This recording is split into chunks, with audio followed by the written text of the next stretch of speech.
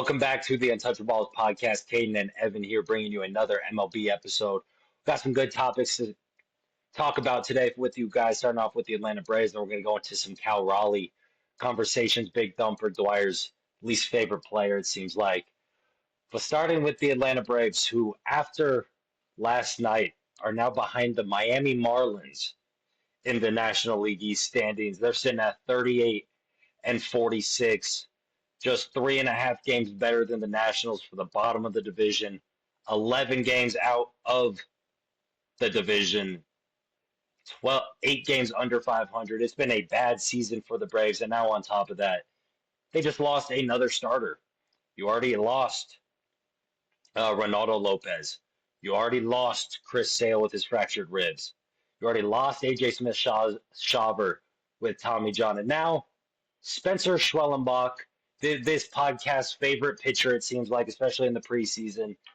We were very high on good old Schwelly. He's having a good year.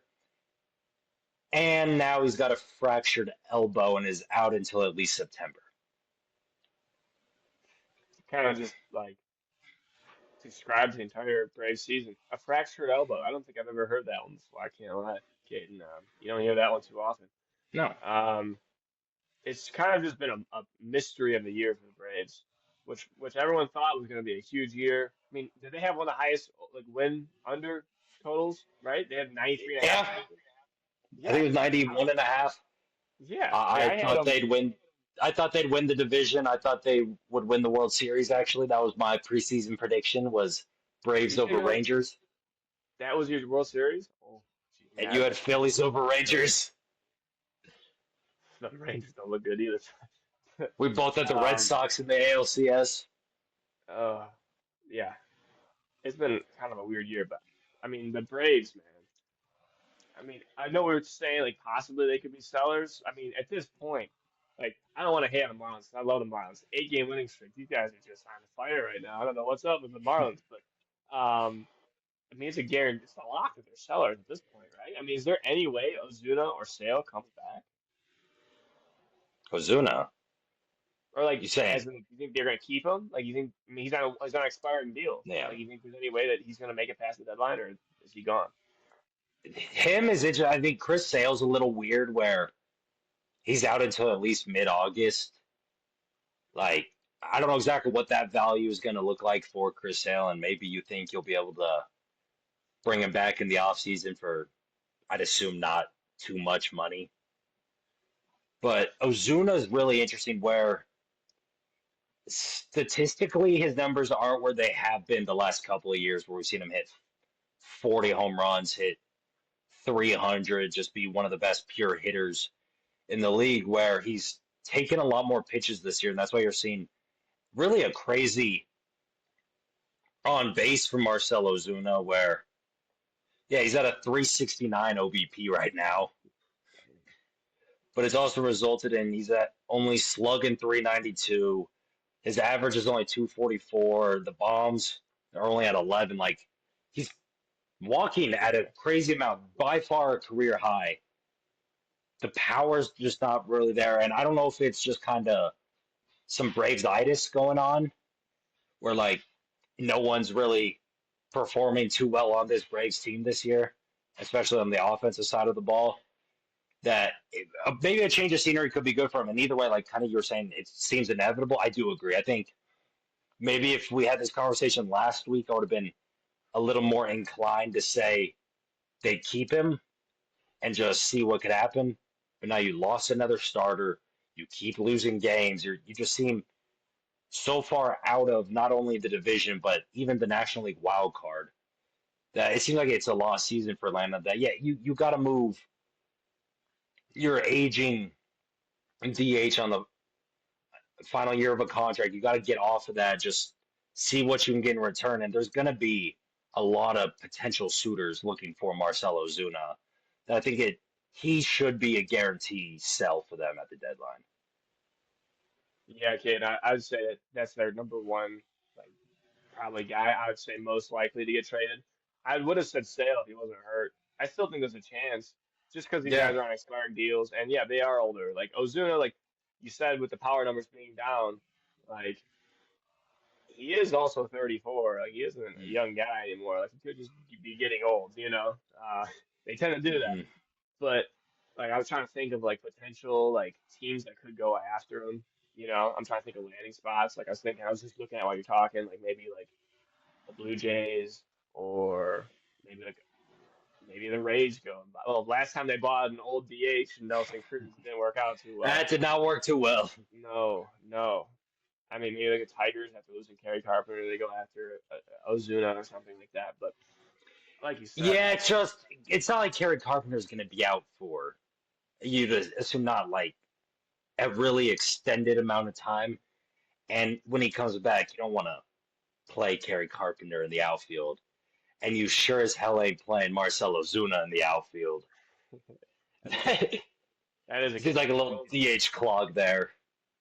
Yeah, maybe like a Seattle. I don't know. It's not. Wow, the Angels are 500. The Angels are somehow fine. Like, yeah, it's weird, yes. Uh, that just threw me off. I thought they were on a barrel. They're in a wild card race right now. Maybe the Angels. Screw it, they're in there. I know Joe Adell's been a monster this year out of nowhere, but Yeah. yeah, I just think that it's just nothing's went their way this year, and I think it'll continue to be like that. I think.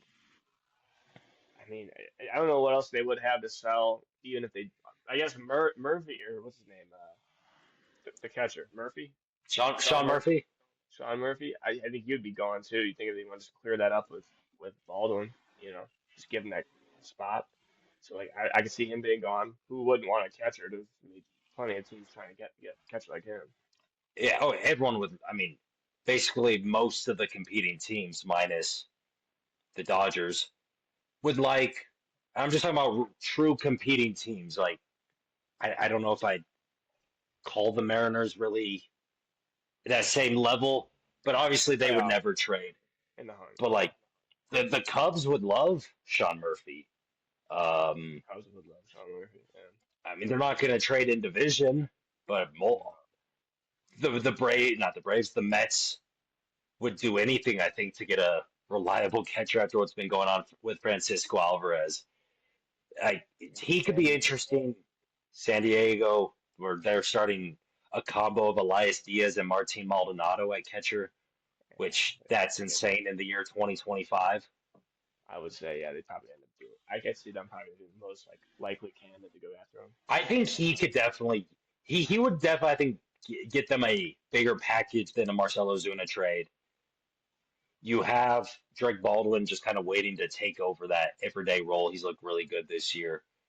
And I mean, for you guys, just to let you guys know, it'll be All Star Week, the week of the All Star game. We're gonna come out with a big like trade deadline preview, and in that we'll give players and all of that. We're gonna try to predict what team we think they'll end up with. Not a bunch of like kind of right now we're spitballing what could be. Those will be our actual predictions. See what we can get right or wrong. But the Braves got a lot of stuff. I mean, there's no one you could really trade on that pitching staff that anyone would want at this point. Like, No, they can unless really so, like they don't even have enough pitchers to make a team. no, They can't unless they're getting pitchers back. yeah. So it goes to the lineup where yeah, Ozuna and Sean Murphy. I agree with you. Those are probably the most likely candidates for them to trade. I think they just need to kind of wash it up, kind of just take the punch on the chin. Just realize this is a lost year. You've dealt with a bunch of injuries. You've not only that, but you've underperformed mightily as well. That you gotta just kind of, I think, take it as it is, not try to maybe either stand pat, which I don't think would be great for them, or think maybe you could go on a run and make a wild card and sell off some stuff that you probably shouldn't. Yeah, I mean I think it's getting a little late for a wild card run now, man. You are 8 games back pretty much of a wild card. That's I mean I guess it's doable, it's not impossible. I mean I feel like more likely than not they are cooked this year. And I want to ask you too, because this is kind of looking a little long term for the Braves here, but like heading into the off season, let's just say, like what would you do if you're the GM of the Braves? You know, like would you go like hit the free agent market really high? Like what would you do? I mean, I would need to look at, I think, the free agent market a little more, see who's actually available. But one thing I think they definitely need to attack and look at is starting pitching. I mean, this offseason, you lose Max Fried. I mean, you don't re-sign Charlie Moore and whatever, but you don't do anything to improve the staff. You're assuming just your young guys are going to be able to bolster the load. I mean, Bryce Elders looked awful. I mean, we were both high on Schwellenbach. He had a good year, but now he's hurt. Chris Sale's hurt, and he's had that history. Ronaldo Lopez was trying to build off that big season from last year, hasn't pitched this year, and it's not like they have a bunch of MLB ready arms in the minors that you think could actually be something come the big leagues. So I think they definitely will have to find a way to attack the starting pitching market. And with the offense, I mean, I don't know what's going on with Michael Harris. He's become He's just just bad. horrendous offensively. Like he's still great with the glove, but what's going on with the bat, Dwyer? It's been a He just while. can't It's hit. been a while since he's been Like good.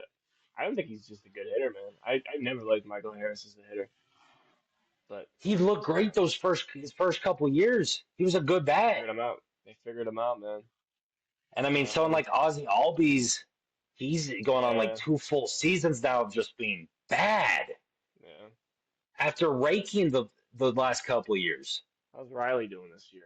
I don't think it's not crazy. He's He, having an it's okay not year, crazy. He's back up to a 757 OPS, but not what he's 275 supposed to average, be at, 12 though. bomb. Not no, Not not nearly. Austin Riley levels.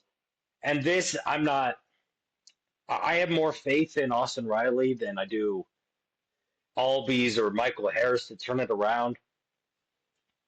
Like I would not be surprised come end of season, where even if the Braves are 7 games out of a wild card or whatever, Austin Riley's back up around like an 810 OPS, 28 bombs, like back more to what we think of when we think of Austin Riley offensive production. But Albies and Harris, I don't. I'm Albies. I've lost faith in Harris. I'm still just kind of clinging on to those first couple of years, hoping maybe we can see something back. But I don't. I don't really know at this point with him. Yeah. Austin Riley's the one that I'm like, yeah, it's not been great. No one really has been great for this Braves offense this year. Like, I mean, Matt Olson's really, I mean, he's turned it up as of late. He's still sitting at an 840 OPS. So, and Matt Olson's still doing his thing. But the rest of his lineup's definitely underperformed. I mean, Well, actually, Ronald Acuna. Acuna, yeah. I was going to say, He's looking I okay. correct myself there. Acuna's still looking like Acuna. Yeah, he's looking And better than fucking Acuna. He's looking he's awesome. looking great. Ozuna's looking good. That like, I wouldn't be surprised if come season end Austin Riley's back up to his sort of caliber. It's just the improvements, the big needs for this team is in the pitching department, starting pitching, and then in the bullpen as well, where they've been one of the worst just bullpens in baseball. Yeah, Iglesias wasn't it this year. They, Oh no, I think you gotta look at like I was saying the off season. Like obviously Strider's gonna be there next year. I think Smith Shawver would be there once he has TJ and stuff. But again, I would rely like there's not really much starting pitching I would like be comfortable going into next. Like I don't trust Holmes. Holmes is like a K machine. I mean, he's like having yeah, these 10 plus K strikeouts, but I don't know what this is about. Maybe I don't know. 15 Ks against the Rockies. They legitimately, yeah, yeah. They had like 10 Ks the other day and they still lost again. I don't know what's up there, but I legitimately think that like the only pitcher that's on the books for next year that you could like feel confident in is Strider, right? I mean, is there any other I, pitcher that I, you're I'm like, so I'm so I'm so confident in Schwelly.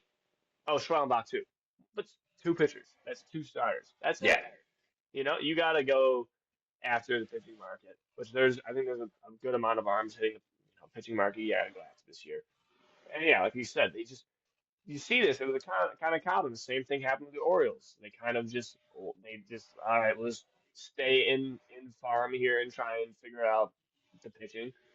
Clearly hasn't worked out well for them either. They're kind of like the Braves of the American League. Um, and I don't. Yeah, hope's not gone or anything for the Braves.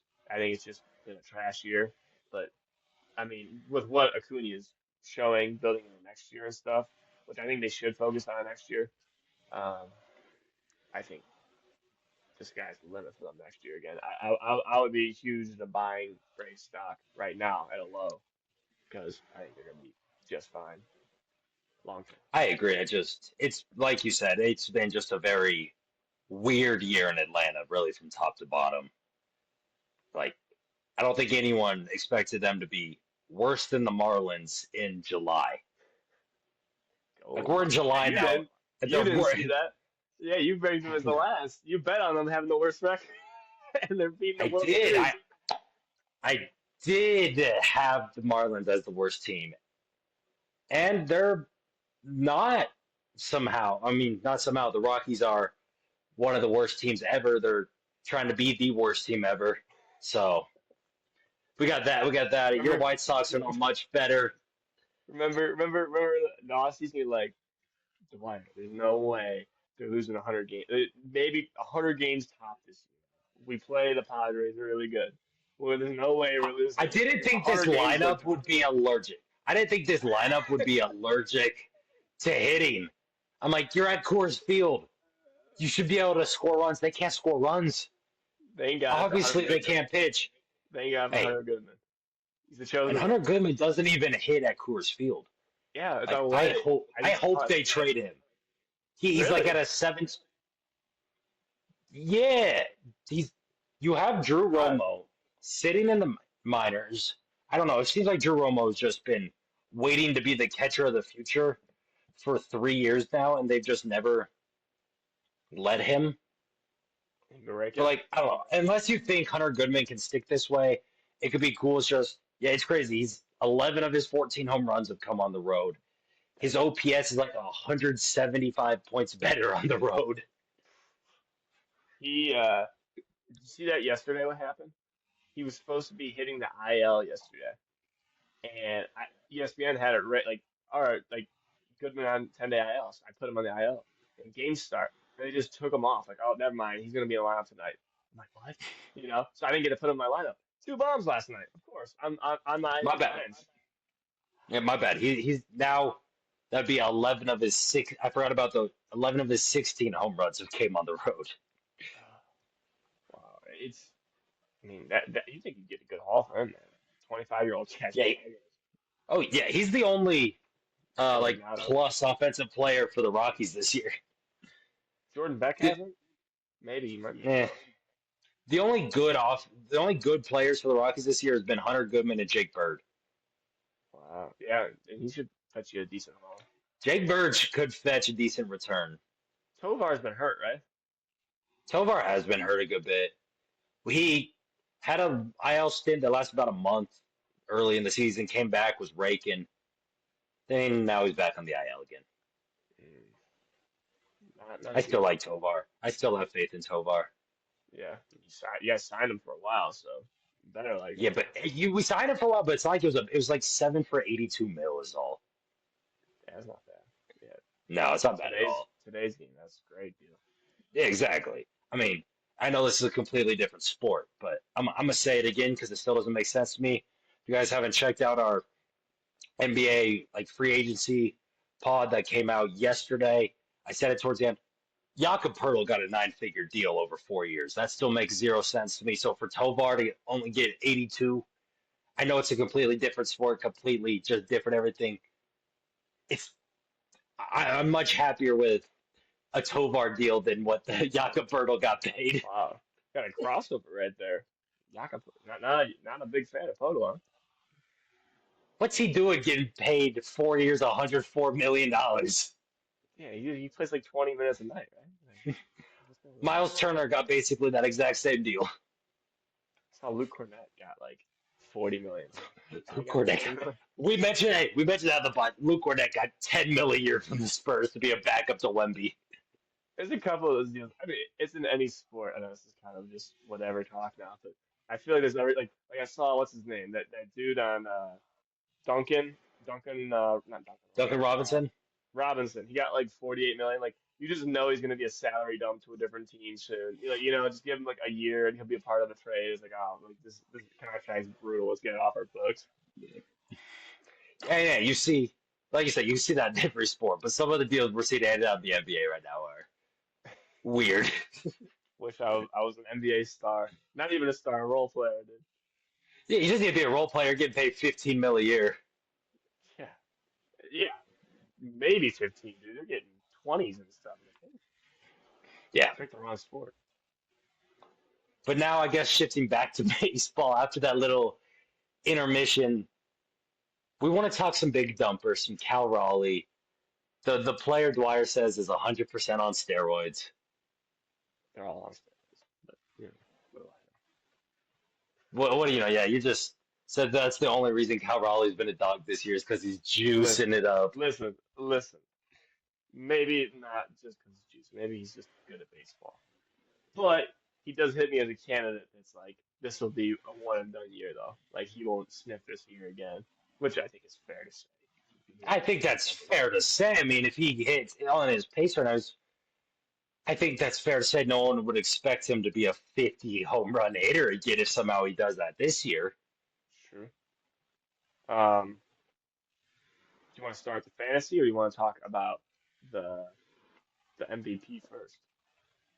I'd say star fantasy. That'll be a little quicker. Then we could go in the Okay. MVP because Dwyer pointed this out to me before we started.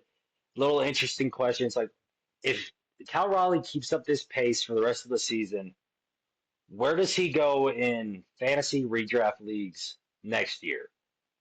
And Dwyer, you're a little bit more immersed, I'd say, in fantasy baseball than me. I mean, we both play, we're both big into it, but you're doing a lot more research on it, a lot more stuff like that. What is your thoughts on this? If Cal Raleigh ends the year with like 60 bombs, is like a 10 WAR player at catcher, Yeah. where's he going?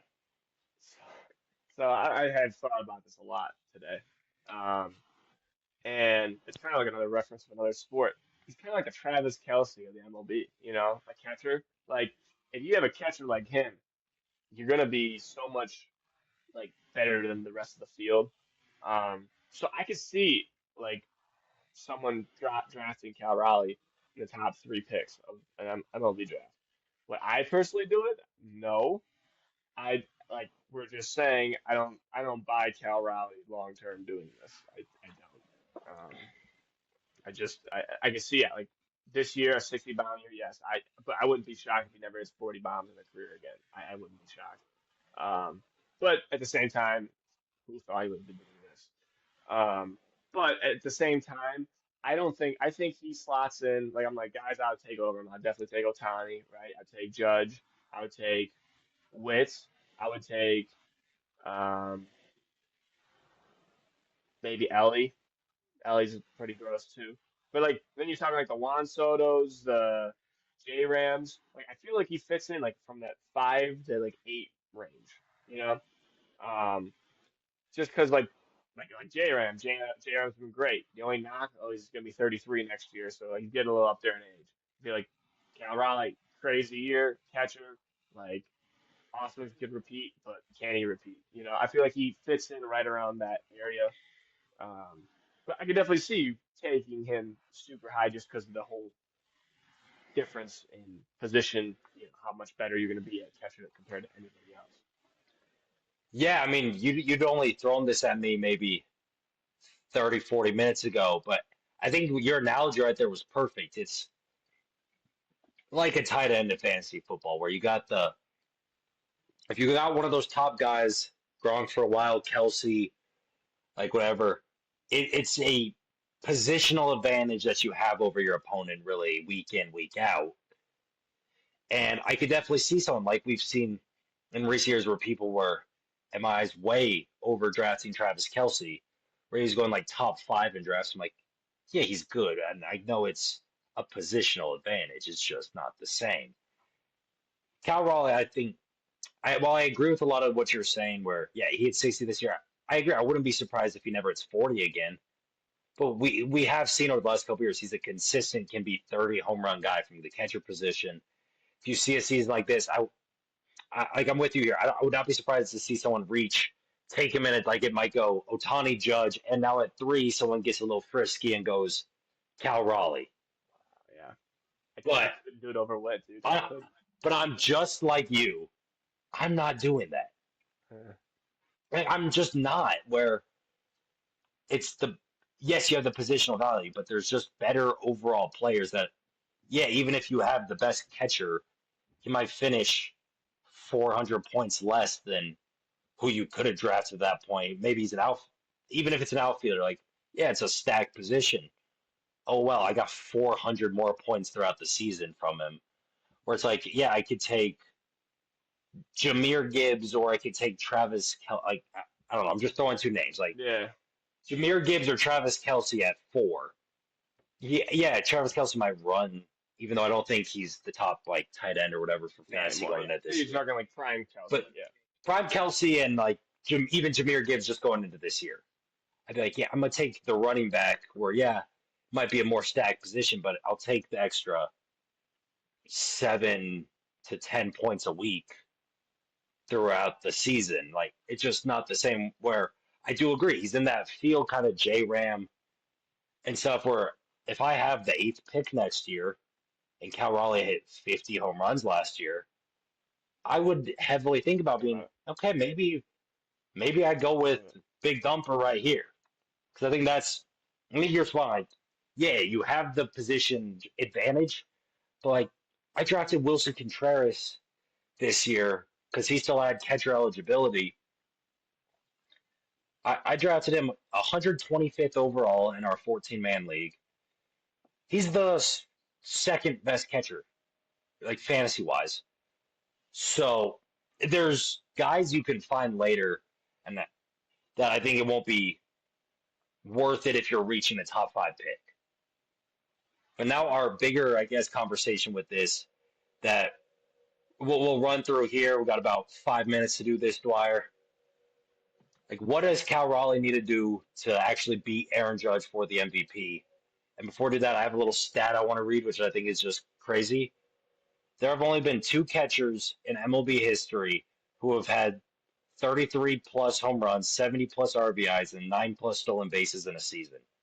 Carlton Fisk in 1985 and Pudge in 1999.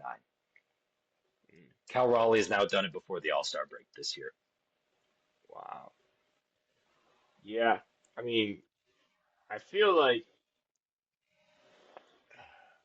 if he hits 60, I don't think there's I don't see how you couldn't give it to him. I think he like if he hits 100%. Like, actually, I've heard Yankees, like, even like John Boy Media, they're Yankees fans.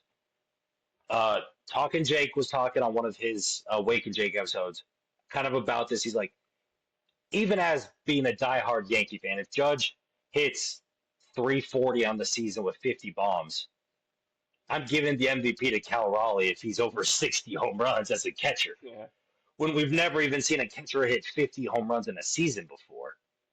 It's like, if he I has like agree. If he 20 stolen bases too, man, like dude, if he if you're a catcher who not only plays probably the best defense, either him or Patrick Bailey behind the plate, even if he hits like, even if he gets to 50 in my eyes, 50 home runs, elite most defense, get him 18, 20 bags, he probably gets my vote.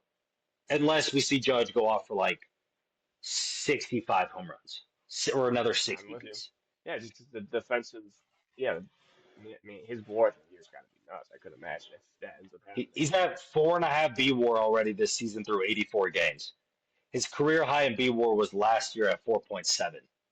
So he Uh, basically matched his career high, and it's not even the All Star break half, yet. yeah, it's half the season. Wow.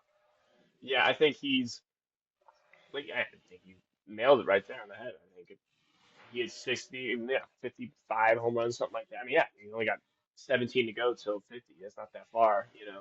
I just pray that he stays healthy, man. He really does. I think it'll also be interesting. I want to see like the Mariners stay in contention. I hope they stay in the race. Which it's another thing too.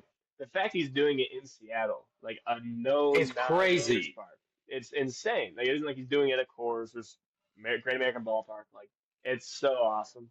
Um, Yeah, he's raking at you just you T-Mobile. see it, yeah, you see a new face in there like that you don't ever see. You're like, oh, dang, that's like awesome to see.